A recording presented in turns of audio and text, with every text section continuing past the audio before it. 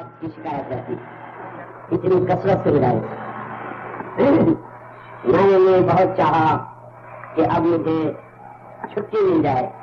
اب مجھے اتنی طاقت نہیں کہ میں ان مریضوں کو سب میں حصہ لے سکوں, مگر مکتب عشق نرالے دیکھے اس کو چھٹی نہ ملی جس کو سبق یاد. جب تک یہ کام ہو سکتا ہے تو میں کوشش کروں گا کہ آواز پہنچانا آپ تک اس کے ذمہ ہے. یہ میری ذمہ داری بالکل ہے. یہ میرے اور آپ کے درمیان میں وسیلہ ہے. وسیلہ ٹھیک ہے تو کام ٹھیک ہے, وسیلہ غلط ہوگا تو کام غلط ہو جائے گا. ڈر اس لیے لگا رہتا ہے کہ وسیلہ تو ہے مگر کرائے کا دھوکہ دے جائے, بیچ میں چھوڑ جائے, آواز نہ پہنچائے تو میری محنت بھی برباد ہو. میری حدیث کا راوی بھی ہے, میرے بیان کا وسیلہ بھی ہے, میرے ساتھ تخت پہ بیٹھا بھی ہے. اب یہ جانے اور آپ جانے آپ کیسے واسطہ پڑنا ہے.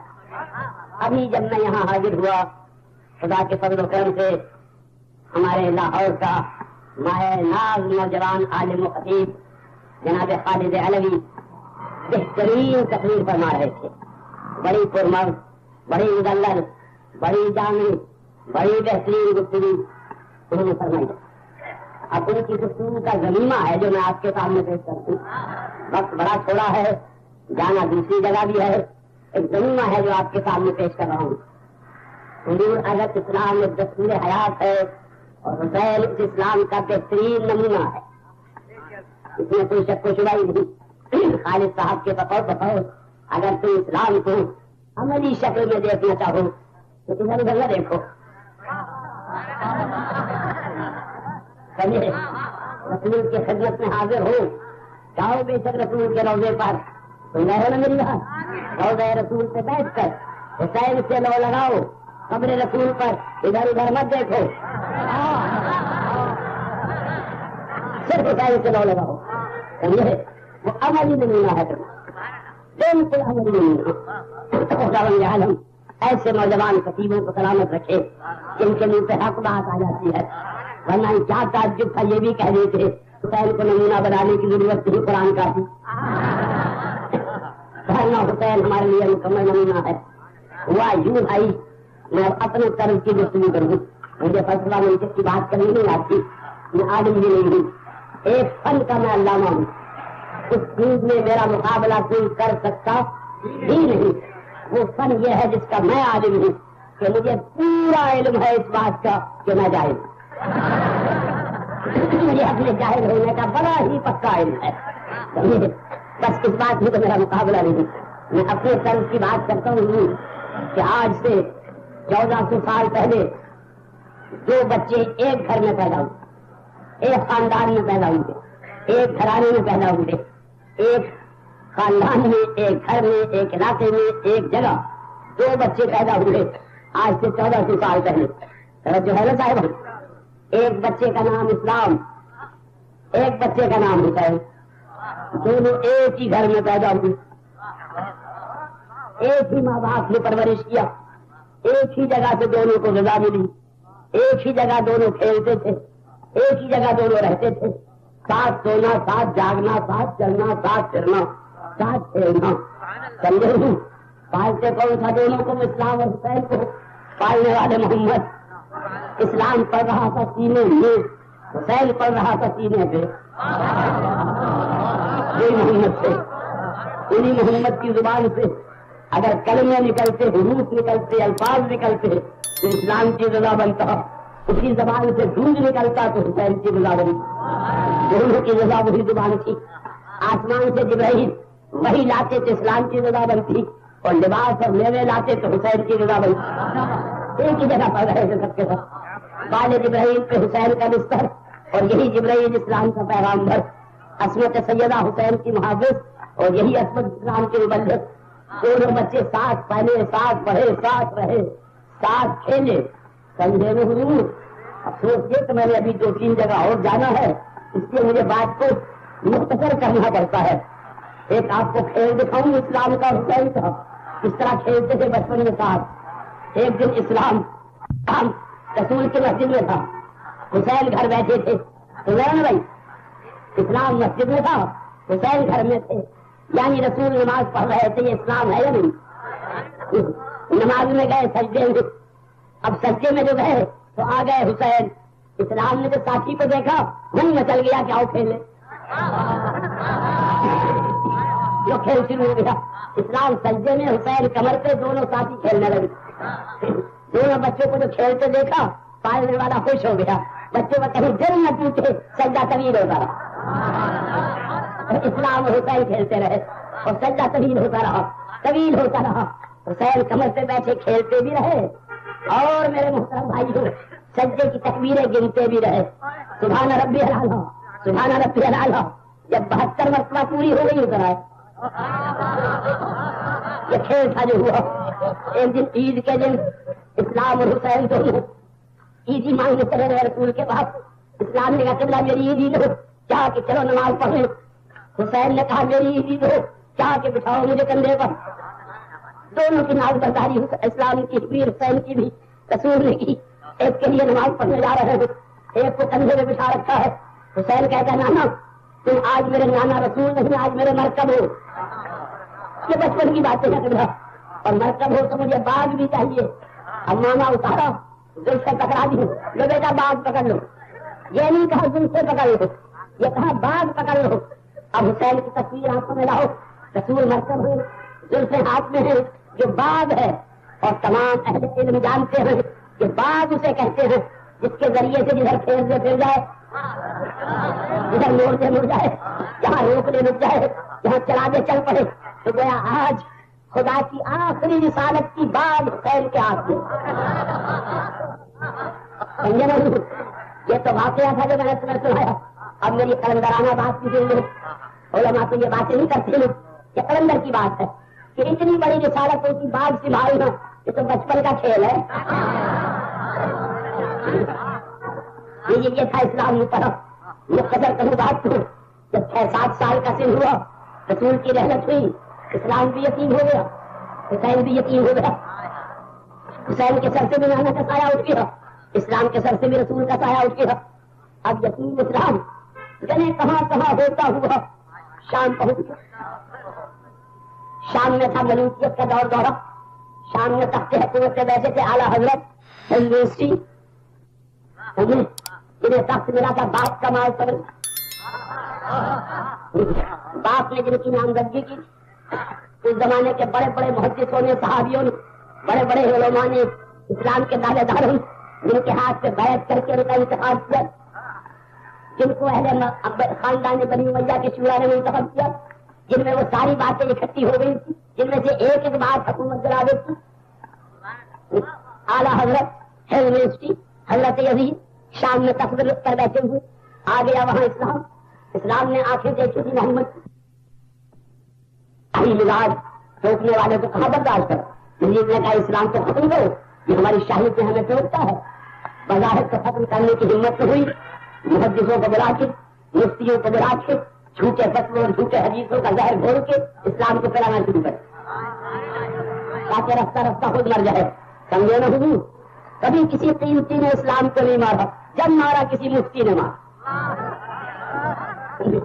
قیمتی لوگ جو اسلام کی عزت کرتے ہیں، یہ مفتیوں کی مصیبت ہے جو مارتے ہیں اسلام۔ سمجھے؟ ابھی میں لائر سے آ رہا تھا پڑھنے کے لیے، ایک مفتی مل گیا اتفاق سے، سمجھے؟ مفتی زمانہ نہیں لگے، ٹکٹ دے کے بیٹھے تھے گاڑی میں، مجھے کہنے لگے تم سمجھدار آدمی ہو کے تم نے یہ کالا کرتا کیوں پہنا ہے؟ میں کہا جناب یہ آج کل غم کا زمانہ ہے، میں نے غم کے اظہار کے لیے کرتا پہن لیا ہے۔ لا حول ولا قوت، غم کا کرتے سے کیا واسطہ؟ غم کا تعلق دل سے ہے، تمہارا تو میرا کرتا ہی کالا ہے، ہمارا دل دل۔ اب میں کیا کہتا ہوں، میں چپ ہو گیا، سبحان اللہ۔ یہ کالے کرتا پہننا تو گناہ ہے، کالے کپڑے پہننے والا تو جہنم میں جائے گا۔ اللہ کیسے کہ فرمایا ہے کالی کملی والے کو۔ یہ مفتیوں کی باتیں ہیں، تو میرے محترم سامعین، مفتیوں کا فتوے، محدثوں کی حدیثیں، دونوں کا بلا کے مجموعہ زہر دے دیا اسلام کو کہ اب رفتہ خود مر جائے۔ اب اسلام کے اندر جو وہ زہر پہنچا، اس کی شکل بگڑ گئی، اس کی صورت بگڑ گئی، اس کی صحت جاتی رہی، اس کا نقشہ کچھ اور ہو گیا۔ وہ اسلام ہی نہ رہا جو محمد کے زمانے میں، وہ شکل نہ رہی اس کی جو اب سے پہلے، جب بالکل مرنے لگا، جب قتل موت قریب آ گئی، اسلام نے آواز دی کوئی ہے جو مجھے مرنے سے بچا لے، مجھے حکومت نے مار دیا، مجھے غریب نے قتل کر دیا، کوئی ہے جو مجھے بچا دے۔ اس کی کوئی ہے کہ آواز فضا میں گونجی، کسی کو کیا غرض پڑی تھی جو کسی کو بچائے؟ وہ بچپن کا ساتھ کھیلنے والا، اس کے سامنے آواز پہنچی کوئی ہے جو مجھے بچا لے، کتاب کے پکارا، پہچان لیا، بہن تم نے پہچانا ہے کس کی آواز ہے؟ یہ تو اسلام بلا رہا ہے، اسلام کہہ رہا ہے مجھے بچا دو، ہے کیا ارادہ ہے؟ تو چلو بہن چل کے اسلام کو بچائیں۔ اسلام بیماری کیا ہے کہ مجھے زہر دے دیا، حالت کیا ہے کہ میں مر رہا ہوں تو میں تجھے خون دے کے بچاؤں گا، میں ہمیں خون دے کے مجھے بچاتا ہوں۔ یہ دیکھنے میں بڑی دیر لگے گی کہ کون سا خون چاہیے، جتنی قسم کے خون ممکن ہے سب لے کے آ رہا ہوں۔ یہ 150 برس والے کا خون ہے، یہ 100 برس والے کا خون ہے، یہ 80 برس والے کا خون ہے، یہ 60 برس والے کا خون ہے، یہ 32 برس والے کا خون ہے، یہ 18 برس والے کا، یہ 13 برس والے کا خون ہے، یہ 9-10 برس والے کا خون ہے، اور آخری علاج کے لیے یہ 6 مہینے میں اس خون کے مرہم سے طرح علاج کروں گا۔ حسین نے کہا حسین میں کیا کروں گی ساتھ جا کے؟ کہ بہن میرے ساتھ چل، مرہم میں لگاؤں گا، پٹی کی چادر کی بنے گی، بہن بھائی مل کے اسلام کا علاج کریں۔ طبیب اعظم کا طبیب اعظم کے تحت مرتے ہوئے اسلام کے علاج کے لیے اپنی دوائیں لے کر کربلا کے بن میں آ کے بیٹھ گیا۔ 7 دن تک اپنی دواؤں کا معائنہ کرتا رہا، 7 دن سے اتنا مشہور ہوا دواؤں سے بنانے میں کہ نہ کھانے کی فرصت نہ پینے کا ہوش۔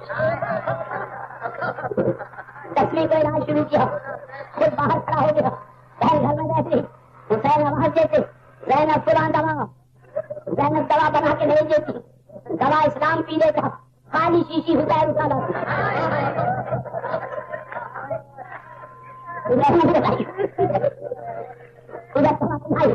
جب 71 شیشی پلا دی، اسلام بالکل تندرست ہو گیا، بالکل توانا ہو گیا، بالکل ٹھیک ہو گیا، اب اس میں کوئی بیماری نہ رہی۔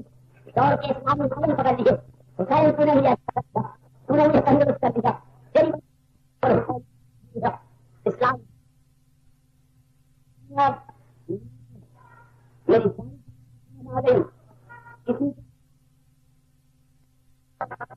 اسلام تندرست ہو گیا۔ کیا ارادہ ہے کہ میں اپنی دواؤں کی قیمت سے اسلام کے مالک کے پاس جا رہا ہوں۔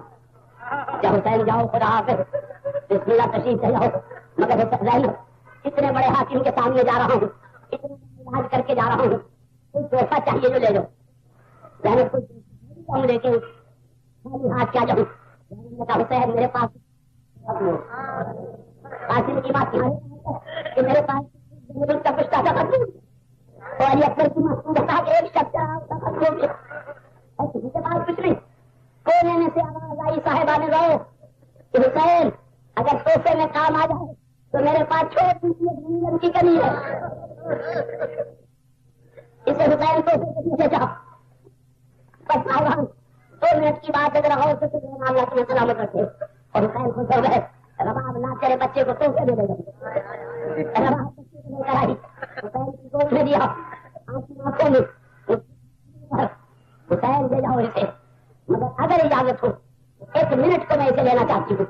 اے لو بچے کو لیا اور اس کی سگی بہن سکینہ کو لیا، دونوں کو لے کے اپنے خیمے میں لی، سکینہ کو بھی سجایا، لباس پہنا ہے، کانوں میں موتی پہنا ہے، علی اصغر کا کرتا بدلا، نیا کرتا پہنا ہے، ایک رومال سے کمر باندھی، کرتے کے کوئی کو نہیں ہوتا، سرما لگایا، بال ٹھیک کیے، رومال سے منہ پوچھا، اصغر کو لے کے گود میں سکینہ کو پکڑے ہوئے انگلی اپنے خیمے سے باہر آئی، حسین کرسی پہ بیٹھ گئے، بہن کو بھی بلاؤ، بہن تم بھائی کے ساتھ بیٹھ جاؤ، بہن بھائی بیٹھ گئے، رباب سامنے کھڑی ہو گئی، فاطمہ کے بیٹے، فاطمہ کی بیٹی، میں غیر خاندان کی تمہارے لڑائی،